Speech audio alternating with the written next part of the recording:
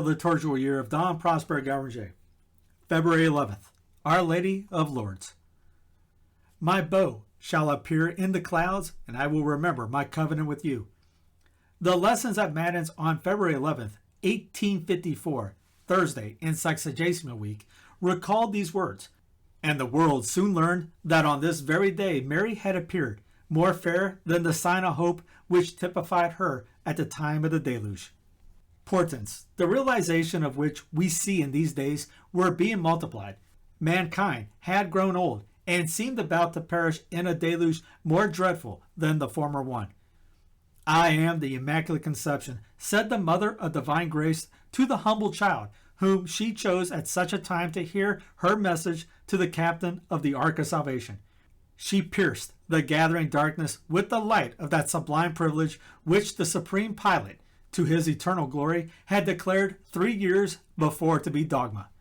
Indeed, if, as the beloved disciple says, it is our faith to which victory on earth is promised, and if faith is nourished by light, what individual dogma is there which so presupposes and recalls all other dogmatic truths, and at the same time throws such light upon them? It is a royal crown on the brow of the victorious Queen, resplendent like the rainbow which breaks through the clouds with all the glories of heaven. But perchance it was still necessary to open the eyes of the blind to these splendors, to inspire courage into hearts saddened by hell's denials, and to infuse strength to make an act of faith into so many understandings weakened by the education of these days. The Immaculate Virgin summoned the multitudes to the scene of her blessed visit, and both sweetly and strongly succored the weakness of souls by healing bodies. She smiled upon publicity, welcomed investigation, and confirmed by the authority of miracles her own words and the definition of the Vicar of Christ. The psalmist said that the works of God tell his praises in all tongues, and St. Paul taxes with folly and impiety those who will not accept this testimony. So too, we may say that the men of these times have no excuse if they do not recognize the Blessed Virgin in her works. May she extend the field of her beneficence and take pity on that worst of diseases, that weakness of soul which refuses to see out of a secret fear of the conclusions to be drawn from the evidence, and struggles against the truth until the mind is filled with contradictions and the heart with darkness, so that it seems as though the reason itself were given over to that reprobate sense which St. Paul describes as striking the pagans in their flesh. The things that take place at Lourdes are as famous as any events of contemporary history. Let us listen to the short account which the Church has enshrined in the liturgy. In the 4th year after the definition of the dogma of the Immaculate Conception, the Blessed Virgin vouchsafed to appear on several occasions to a poor but pious and innocent child named Bernadette, in a rocky cavern overlooking the grotto of Massabielle, on the banks of the Gave near the town of Lourdes, in the Diocese of Tarbes in France. She showed herself as a young and gracious figure, robed in white, with a white veil and blue girdle, and golden roses on her bare feet. At the first apparition on February 11, 1858, she taught the child to make the sign of the cross correctly and devoutly, and, taking a chaplet from her own arm, encouraged her by example to say her rosary. This was repeated at subsequent apparitions. On the second day, Bernadette, who feared an illusion of the devil, in all simplicity cast holy water at the apparition, who smiled more graciously than before.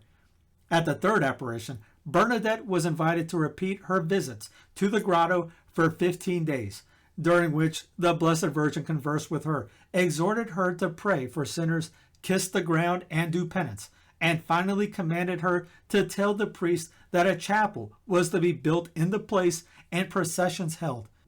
She was also bidden drink and wash in the water, and a spring, until then invisible, gushed out of the ground.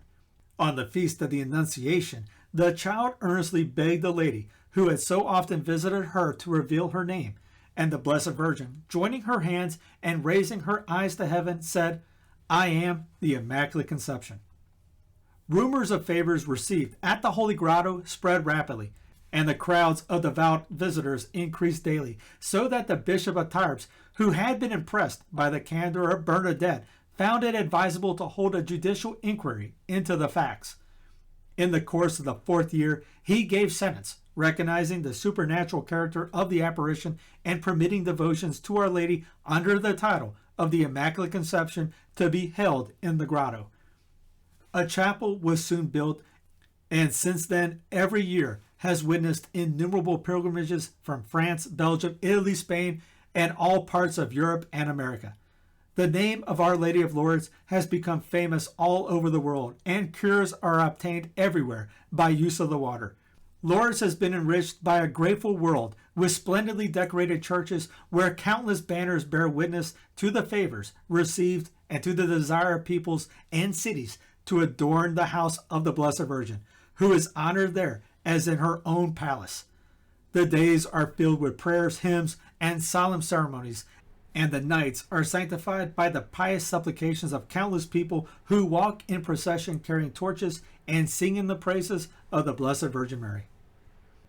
All men know how, in spite of the coldness of the world, these pilgrimages have revived faith, restored the observance of the Christian religion, and increased devotion to the Immaculate Virgin. The faithful are led by their priests in this marvelous development of faith and devotion.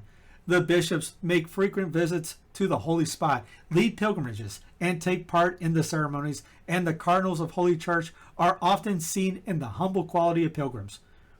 The Roman pontiffs have shown their devotion to Our Lady of Lourdes and have bestowed remarkable favors on her sanctuary. Pius IX enriched it with indulgences and gave it the privilege of an archconfraternity and the title of minor basilica, and delegated the apostolic nuncio in France to crown in his name the statue of the Mother of God. Leo XIII also granted many favors, including the jubilee of the 25th anniversary of the Apparition. He encouraged pilgrimages and ordered that the consecration of the Rosary Church should be performed in his name. Moreover, he crowned all these favors by conceding, at the request of many bishops, the celebration of a solemn feast under the title of the Apparition of Our Lady Immaculate, with a proper office and Mass. Finally, Pius X, out of devotion to the Mother of God, granted the petition of many prelates that this feast should be extended to the universal Church.